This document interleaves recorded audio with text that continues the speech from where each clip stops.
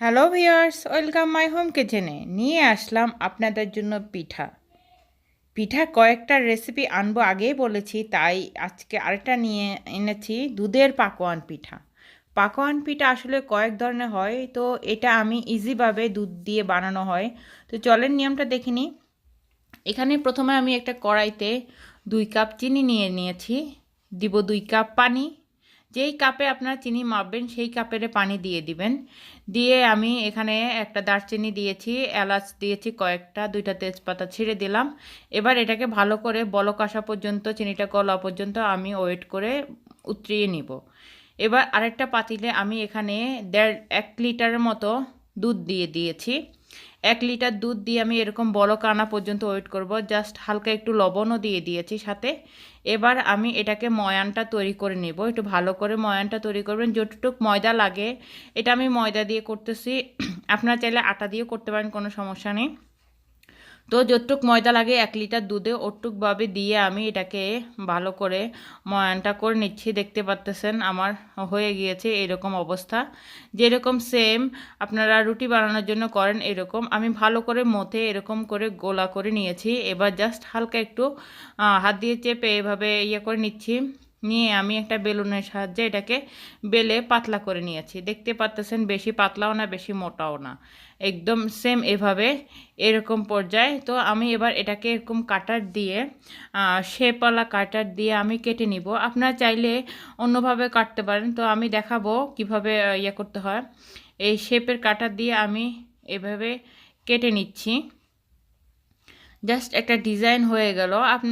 আপনাদের এই অনেক শেপের মতো পাওয়া যায়, এরকম একটা টুথপিক দিয়েও আপনারা এটাকে কেটে নিতে পারেন। দেখতে পাচ্তেছেন আমি এভাবে করে 2 পাশ থেকে সাইডেরগুলো অংশটা কেটে এরকম একটা পাতা স্টাইলে করে ফেলেছি।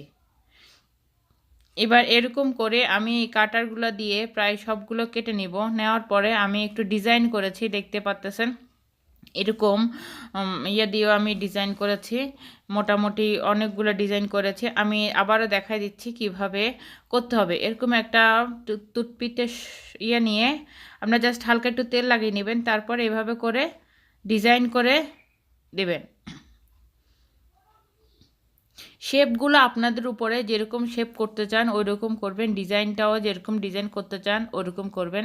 আমি এভাবে করে দেখাচ্ছি আপনাদেরকে, খুবই ইজিভাবে যেটা হয় সেটাই দেখাচ্ছি, আমি কোনো হার্ড ডিজাইন দেখাচ্ছি না।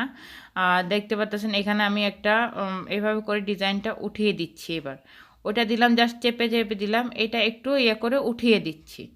হ্যাঁ, এই একটা হার্টের শেপের মধ্যে আমি এরকম ডিজাইন করে এটাকে উঠিয়ে দিচ্ছি। এক পাশ করেছি আর এক পাশ করি নাই, এভাবে করে আমি সবগুলো ডিজাইন করে নিয়েছি। কিছু করিনি, জাস্ট কিছু এমনিতে রেখেছি আর কিছু করেছি এভাবে করে। তো আমি এবার কড়াই তেল বসিয়ে দিয়েছি। তেলটা ডুবো তেলে ভাজবো।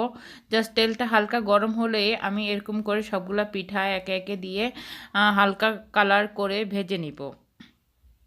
তো বেশি আগুন দিবে না, যেন ঝলসে যাবে, তাই বেশি আগুন দেওয়া দরকার নেই। মোটামুটি কালার আসা পর্যন্ত একটু ভালো করে ফ্রাই করে নেবেন। এগুলোকে উল্টিয়ে পাল্টিয়ে নেবেন, একটু বারবার উল্টিয়ে দিবেন। দেখতে পাচ্ছেন কালারটা খুব সুন্দর এসেছে। এরকম লালচে কালার যখন আসবে তখন উঠিয়ে এরকম একটা ছাঁকুনিতে রেখে দিবেন, যেন এক্সট্রা যে তেলগুলো থাকে ওগুলো যেন পড়ে যায়। তাহলে মানে তেলের যে শিরায় যখন দেব তখন তেল আর থাকবে না। এভাবে করে যখন সবগুলো একটু ঠান্ডা হওয়ার পরে আমি একটা ট্রেতে এভাবে করে ভিজিয়ে নিয়েছি। তারপর যে শিরাটা করেছি আমি সেই শিরাটাই পিঠাগুলোর সাথে দিয়ে দিলাম। আপনারা চাইলে কোনো একটা পাতিলে ভিজিয়ে রাখতে পারেন। প্রায় ঘন্টাখানেকের মতো আমি এরকম করে রেখেছি। এখানে শিরাটা বেশি দিই নাই, আমি একদম গায়ে গায়ে শিরা রেখেছি। তো ঘন্টাখানিক পরে আমি উঠিয়ে ছাঁকনিতে রেখে এভাবে শিরাটা ঝরিয়ে নিয়েছি। এবার দেখতে পাচ্ছেন আমার পিঠা হয়ে গেছে, দুধের পাকোয়ান পিঠা। তো ভিউয়ার্স, কেমন লেগেছে আমার এই দুধের পাকোয়ান পিঠা? অবশ্যই আমার চ্যানেলকে সাবস্ক্রাইব করবেন এবং লাইক, কমেন্ট এবং শেয়ার অবশ্যই করবেন। বেশি বেশি করে শেয়ার করবেন। কমেন্ট করে জানাতে ভুলবেন না কেমন হয়ে লেগেছে আপনাদের কাছে এই পিঠা।